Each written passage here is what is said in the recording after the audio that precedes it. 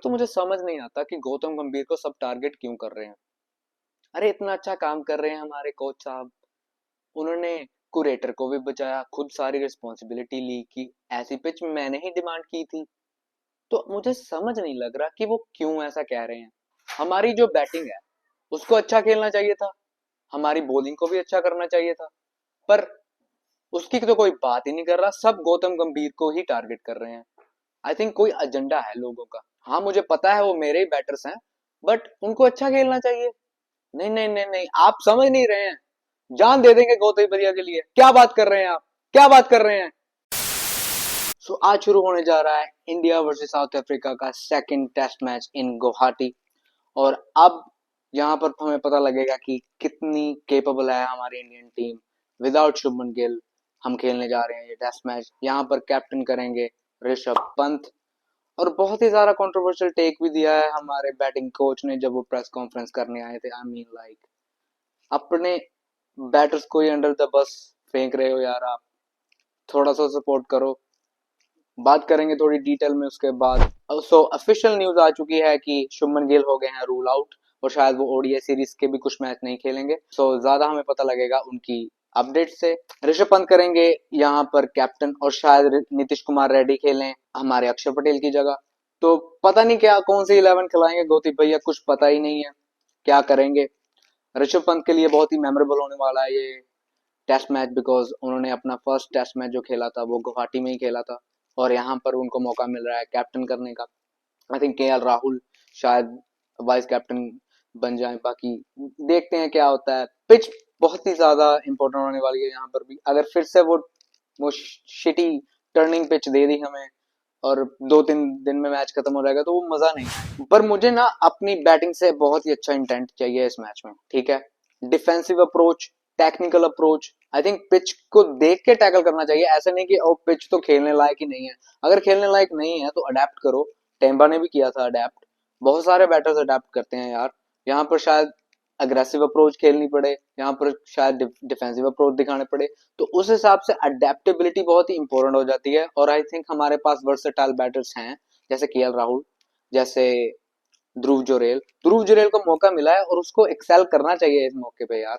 क्योंकि बार बार मौके नहीं मिलेंगे उसको। शायद उसको एक मैच खिलाएं और अगले मैच में बाहर कर दे अगर परफॉर्मेंस नहीं आई तो आई थिंक उसको कैप्चर करनी चाहिए ये अपॉर्चुनिटी। बॉलर्स ने बहुत ही अच्छा प्रदर्शन किया था इवन लास्ट मैच में भी। सो मैं अपनी बॉलिंग को तो बैक करता ही हूँ हमेशा, चाहे वो स्पिन हो और चाहे वो हो फास्ट अटैक। थोड़े से ऑलराउंडर कम खिलाएं और दो स्पेशलिस्ट बैटर जरूर खिलाएं। ध्रुव जुरैल तो खेल ही रहे हैं और इन माय ओपिनियन जहां साई सुदर्शन को खिलाएं आप और जहां दिवत पडिक्कल को। अब हम बात करते हैं हमारे बैटिंग कोच। हमारे बैटिंग कोच आए, उन्होंने प्रेस कॉन्फ्रेंस की और वो बोल रहे हैं कि सब रिस्पॉन्सिबिलिटी गौतम गंभीर ने ले ली है कि उनकी वजह से हम ये मैच हारे हैं। और वो एक और बात कह रहे थे कि पिच को रेटर को बचाने की कोशिश में गंभीर ने सारा ब्लेम खुद पे ले लिया। Like what the hell bro, क्या बोल क्या रहे हो। और उसके बाद में कमेंट आ रहे हैं कि हमारे बैटर्स को अच्छा खेलना चाहिए था। अरे तुम ही तो बैटिंग कोच हो। पहली इनिंग में अगर अच्छा नहीं किया बैटर्स ने तो तुम्हें पता होना चाहिए ना कि कैसे उनको बताना है, कैसे उनको कौन सी अप्रोच से उनको जाना चाहिए, कौन सी अप्रोच से खेलना चाहिए। और आकर तुम प्रेस कॉन्फ्रेंस में अपने ही प्लेयर्स को अंडर द बस फेंक दे रहे हो। तो कहां से कॉन्फिडेंस आएगा उनको। मैच से मैच शुरू होने से पहले ही इतना कुछ हो जाता है तो मैच जब देखने का मन ही नहीं करता यार। इतना कुछ हो रहा है। रवि शास्त्री थे जब हमारे कोच, जब राहुल द्रविड़ थे हमारे कोच, और इवन जब वीवीएस लक्ष्मण भी थे थोड़े दिन के लिए, इतना कुछ तो नहीं हुआ था। ये जीजी एरा में पता नहीं क्या होता है। T20 में भी कुछ हो रहा है खास। और कभी आप सीनियर प्लेयर्स को अपने को सपोर्ट नहीं करते और अगर आप यंगस्टर्स को मौका दे रहे हैं तो यंगस्टर्स को ज्यादा मौका देते नहीं है, सिर्फ 4-5 पारियां देते हैं, उसके बाद बाहर निकाल देते हैं अगर वो चलते नहीं है तो कुछ समझ नहीं लग रहा है कि आप बैटिंग कोच होकर अपने ही बैट्समैन को बैक नहीं कर रहे हो यार। आई थिंक थोड़ा सा सेंसिबल होना पड़ेगा यहाँ पर। मेरे ख्याल से तो ये मैच बहुत ही इंपॉर्टेंट है WTC साइकिल के लिए भी। अगर हम ये मैच हार गए तो मेरे ख्याल से बहुत ही डिफिकल्ट हो जाएगा हमारा फाइनल तक पहुंचना। पर ये मैच बहुत ही इंपॉर्टेंट बन जाता है। बाकी देखते हैं क्या होता है। मैं तो प्रिडिक्शन करूंगा कि हम जीतेंगे ही। बाकी पहली बार ऐसा लग रहा है कि शायद ना जीत पाए यार, बाकी देखते हैं क्या होता है। और अब बात करते हैं हम एशेज की। तो एशेज का पहला दिन हो चुका है खत्म, और क्या बात है ब्रो, लाइक सो पहला दिन इतना अच्छा निकला। आई थिंक कुछ 19 विकेट्स गिर गई। तो कई लोग ये भी आके कहेंगे कि ओ, अगर इंडिया में 15-16 विकेट एक दिन में गिर जाती है तो आप कहते हो कि वो डेथ ऑफ टेस्ट मैच है, और यहाँ पर आप कह रहे हैं कि बहुत मजा आया। पर लाइक जो वो पिच देखने लायक थी यार, वहां पर जो जो बाउंस मिल रही थी, वो ऐसा नहीं था कि अनइवन बाउंस थी, कभी नीचे रह जाती थी बॉल और जहाँ कभी बहुत ज्यादा ऊपर चली जाती थी। ऐसा नहीं था, वहां पर गड्ढे नहीं खोद रखे थे उन्होंने। ये पिच पेसर्स के लिए बनी है, और जो पेसर अच्छी नहीं बॉलिंग कर रहा था जैसे स्कॉट बोलैंड, उसको रिवॉर्ड नहीं मिला। स्टार्क ने अच्छी बॉलिंग की, उसको रिवॉर्ड मिला। जोफ्रा आर्चर ने अच्छी बॉलिंग की, उसको रिवॉर्ड मिला। और बेन स्टोक्स ने अच्छी बॉलिंग की, उसको भी रिवॉर्ड मिला। स्पिनर्स की तो आई थिंक जरूरत भी नहीं थी इस मैच में। अब बात करते हैं पहले कि इंग्लैंड कैसे खेली है पहला दिन।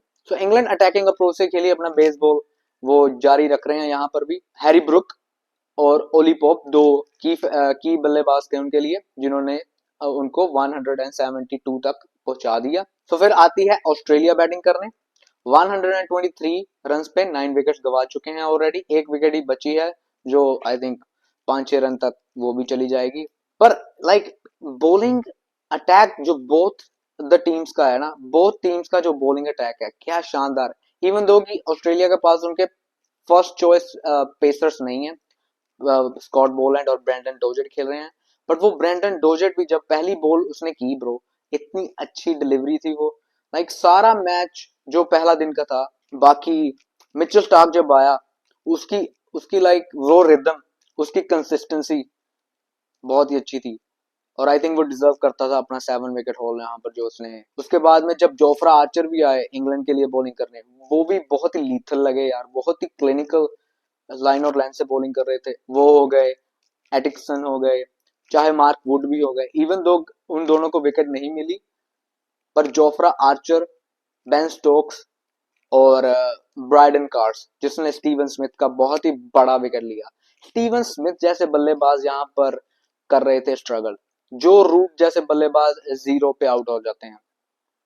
पर अगर कोई अच्छे अटेम्प्ट से खेलता है, जहां चाहे वो डिफेंसिव अप्रोच हो और चाहे वो अग्रेसिव अप्रोच हो, आपको इस पिच को टाइम देना पड़ेगा। I think second day third day और बेहतर हो जाएंगी कंडीशंस बैटिंग के लिए। शायद होने को तो कल भी खत्म हो सकता है मैच, पर मैं नहीं चाहूंगा कि कल हो, एटलीस्ट थर्ड फोर्थ डे तक तो जाए। पर बहुत एक्साइटिंग लग रही है ये वाली एशेज, मेरे ख्याल से बहुत एक्साइटेड एशेज होने वाली है। Let's see what happens more in the next coming days. तो बाकी इंडिया पे वापस आते हैं। माइंडसेट के साथ जाना चाहिए ऋषभ पंत और द टीम को। आई थिंक पहले तो जीत के लिए खेलना चाहिए, ना कि ड्रॉ या फिर बचने के लिए खेलना चाहिए। जीत के लिए जाना चाहिए और इंटेंट से खेलना चाहिए। स्लेज करो यार उनको थोड़ा। यहाँ पर ऑस्ट्रेलिया और इंग्लैंड का मैच इतना एक्साइटिंग लग रहा था, लाइक वो बोल रहे थे जहां पर, और दोनों बैक एंड फोर्थ जा रहे थे, लाइक वो उनको बोल रहे थे, वो उनको बोल रहे थे। जब वो बॉलर्स भी आ रहे थे, वो स्टेयर डाउन हो रहा था, बहुत ही अच्छा लग रहा था। यहाँ पर वो है नहीं यार, वो हॉस्टिलिटी वो मिसिंग है, वो अग्रेसिवनेस मिसिंग है जो विराट कोहली के एरा में होती थी। वो आई थिंक वापस लेके आनी चाहिए, थोड़ी थोड़ी बहुत तो लेके आनी चाहिए, ज्यादा तो मैं नहीं कह रहा हूँ। बाकी देखते हैं क्या होता है, होपफुली हम जीत जाएं ये मैच। और अपनी प्रोडिक्शन कमेंट्स में बताएं, and I will see you on the next one. Piece.